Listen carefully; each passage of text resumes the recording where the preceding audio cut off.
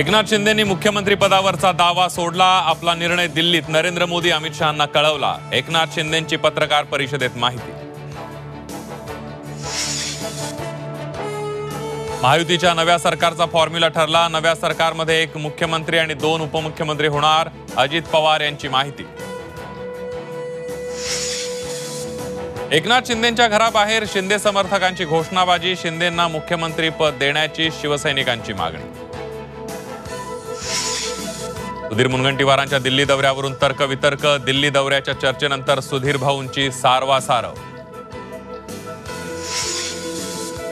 सरकार स्थापनेपूर्वीच महायुतीतल्या नेत्यांमध्ये पालकमंत्री पदावरून रस्सीखेच। पालकमंत्र्यांचा वाद कसा सुटणार याकडे सर्वांचंच लक्ष लागलंय।